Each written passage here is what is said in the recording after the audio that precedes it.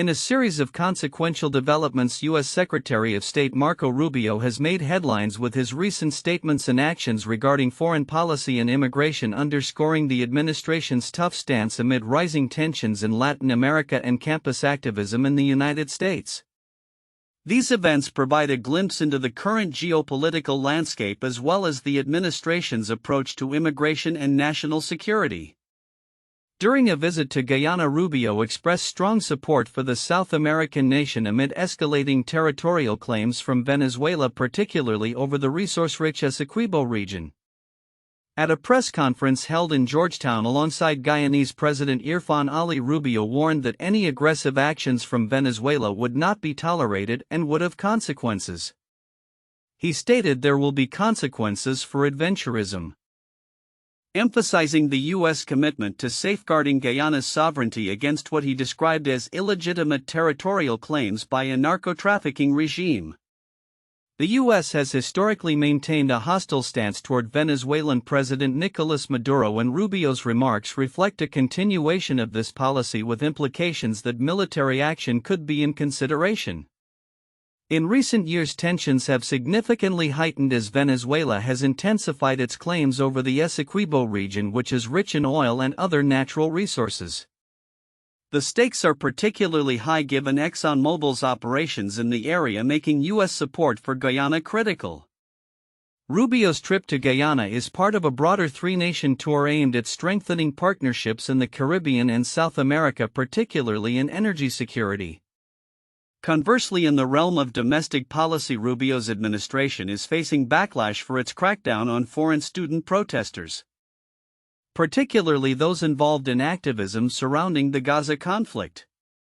In a stark move, the Secretary of State announced the revocation of over 300 student visas targeting individuals whose primary offense seems to be their participation in protests. "If we've given you a visa and then you decide to do that, we're going to take it away," Rubio stated, framing student activism as a potential threat to national security. This declaration has sparked significant concern among academic institutions and civil rights advocates who argue that the administration is stifling free speech and targeting vulnerable populations. The arrest of Tufts University graduate student Rumeysa Ozturk, who was apprehended by federal agents while on her way to an iftar dinner, has become a focal point in this controversy. The university's president expressed distress over the situation, stating that the institution had no prior warning of her detainment and characterized the incident as disturbing. Rubio's comments regarding student activists have been met with criticism, with many calling the actions a form of state-sanctioned kidnapping. The fallout from these policies could galvanize further protests and legal challenges as students and advocates rally against what they perceive to be an unjust crackdown. As the Trump administration navigates these complex issues, the implications of its policies will likely resonate across both domestic and international spheres. In Guyana, the commitment to territorial integrity and energy security is essential in the face of Venezuelan aggression, while the crackdown on student protests raises questions about civil liberties and the administration's approach to dissent. With both national and international challenges ahead, the coming months will be critical in shaping the administration's legacy and its relationships with foreign allies and domestic constituencies. The developments in both Guyana and the treatment of student activists reflect a pivotal moment for U.S. foreign policy and immigration practices, signaling a potential shift in how the nation engages with its allies and manages dissent at home. In a significant demonstration of commitment to regional security, U.S. Defense Secretary Pete Hegseth concluded his inaugural visit to the Philippines on March 28, 2025, amid escalating tensions with China. This visit, while overshadowed by domestic controversies, marked a pivotal moment in U.S.-Philippines relations, underscoring the United States' determination to bolster military cooperation and deterrence capabilities in the face of perceived threats from Beijing. During his trip, Hegseth met with Philippine Defense Secretary Gilberto Teodoro and President Ferdinand Marcos Jr., where he reaffirmed the ironclad commitment of the U.S. to its defense treaty with the Philippines. Deterrence is necessary around the world, but specifically in this region in your country, considering the threats from the Communist Chinese, Hegseth stated, emphasizing the importance of a unified front in maintaining peace in the Indo-Pacific and the South China Sea, where the Philippines has accused China of aggressive actions. This visit comes at a time when the geopolitical landscape in the region is fraught with tension, particularly concerning freedom of navigation in the South China Sea. Hegseth's remarks resonated with the ongoing concerns of the Philippines, which has faced repeated maritime confrontations with China. He expressed that while the U.S. is not seeking war, it is committed to strengthening military readiness. Our allies will know we stand with them, he affirmed, adding that advanced U.S. military capabilities, including the Missiles anti-ship missile system and unmanned surface vehicles, would be deployed to enhance the Philippines' defense posture. President Marcos echoed Hegseth's sentiments, describing the visit as a strong signal of the U.S. commitment to its treaty allies. It sends a very strong message of the commitment of both our countries to continue to work together to maintain peace in the Indo-Pacific region, he remarked. This collaboration aims not only to bolster deterrent capabilities but also to conduct joint training operations on the Philippines' northernmost islands close to Taiwan, indicating a strategic depth to the U.S.-Philippines alliance. However, the visit was not without controversy. Hegseth is currently embroiled in a scandal after sensitive military plans related to operations in Yemen were reportedly shared on a commercial messaging app, raising questions about the security protocols within the U.S. defense establishment. When asked about this issue, Hegseth deflected, emphasizing his responsibility for ensuring departmental preparedness. China, for its part, has vehemently criticized U.S. involvement in the region, claiming that it is the U.S. that incites tension.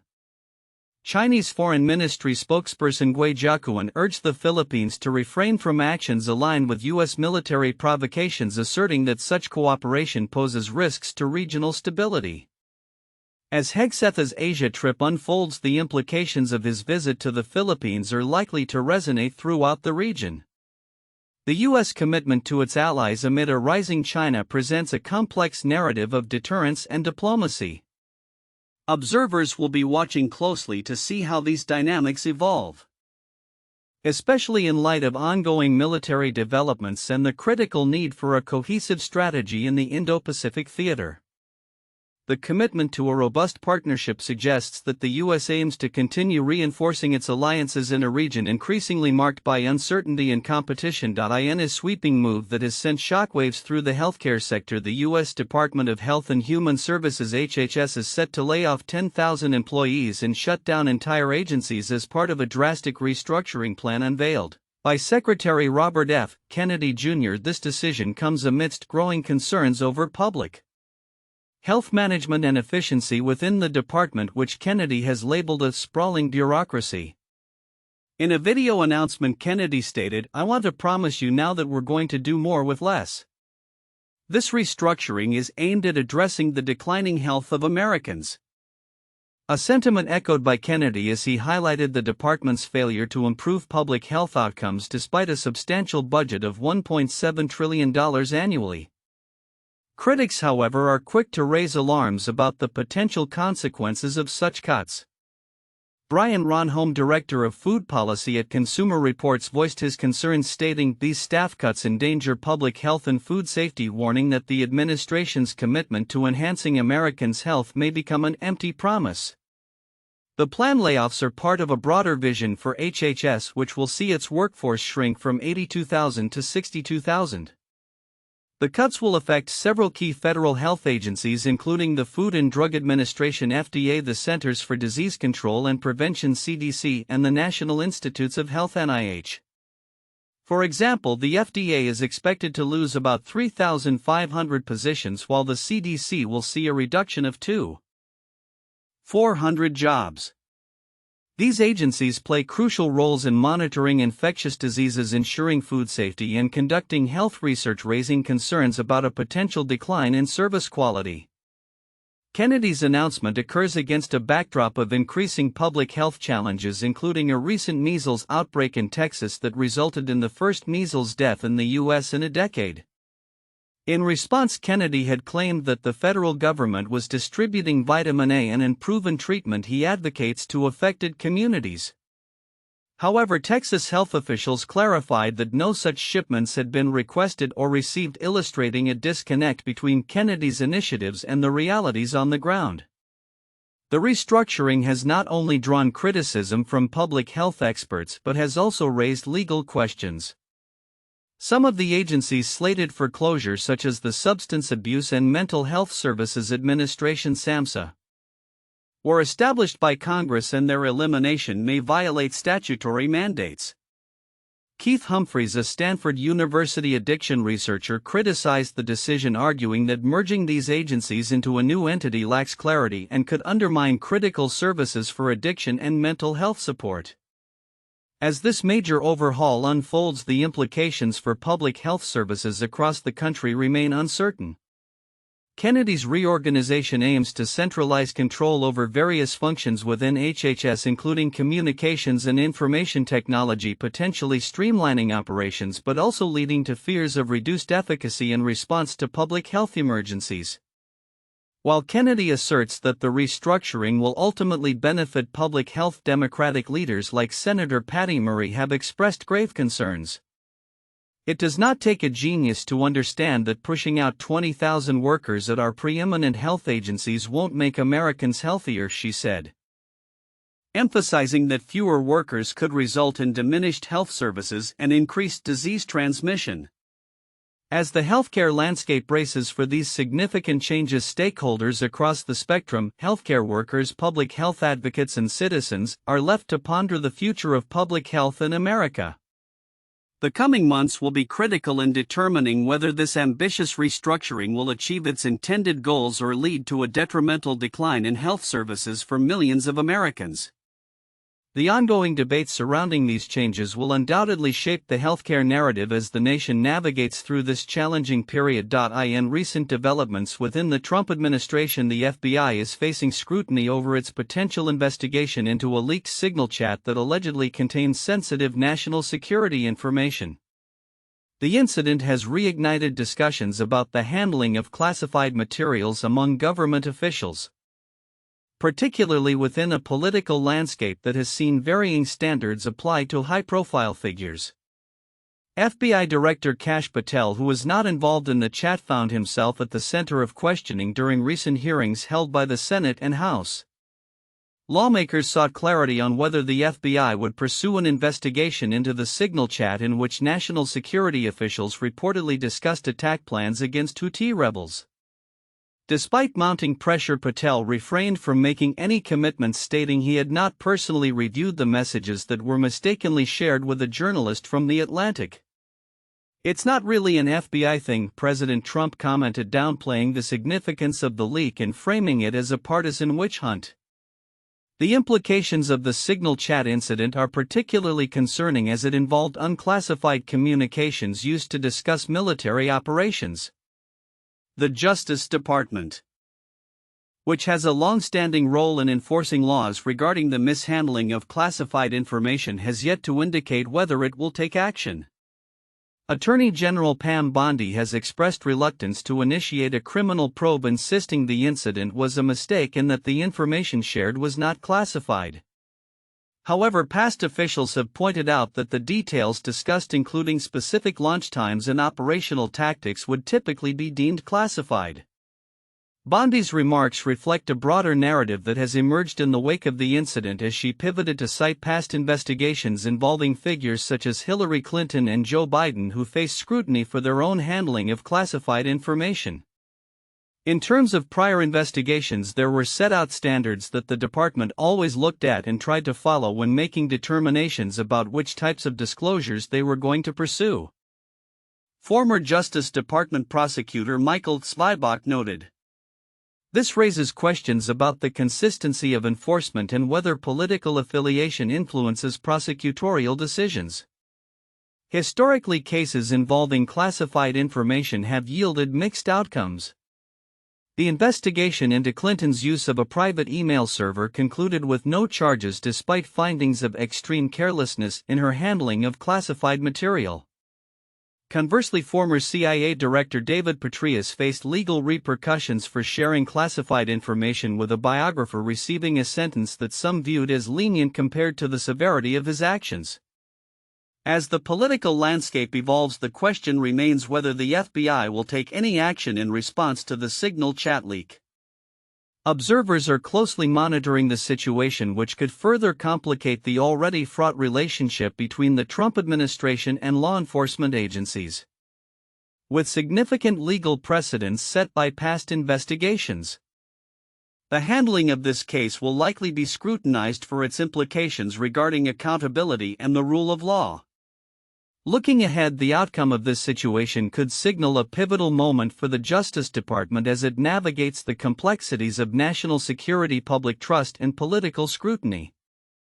As discussions about the reliability of encrypted communication platforms like Signal continue, the balance between protecting sensitive information and maintaining transparency in government operations will be crucial in shaping future policy and public perception. In the ever-evolving landscape of U.S. economic policy, few figures have emerged with as much intrigue and influence as Treasury Secretary Scott Bessent. Appointed by the Trump administration, Bessent has quickly become a pivotal player in shaping fiscal strategies that aim to transition the economy from a reliance on government spending to a more private sector-driven model. As he navigates this complex terrain, his insights offer a glimpse into the potential future of American economic policy. Bessent's recent statements highlight a significant shift in approach as he referred to the current economic climate as a detox period. This terminology underscores his belief that the U.S. economy has developed an overdependence on public spending, likening it to an addiction that must be managed carefully. "Look, there's going to be a natural adjustment as we move away from public spending to private spending," he stated during a CNBC interview. His remarks suggest that while this transition may pose challenges, it is essential for achieving a sustainable economic environment. The Treasury Secretary is optimistic that the shift towards private sector growth will not necessarily come with significant economic pain. He pointed to the Trump administration's regulatory reforms as a means to facilitate this change. "We are going to have safe and sound regulation to get our banking system going again," Bessent noted, emphasizing that the focus should be on generating employment through private companies rather than government initiatives.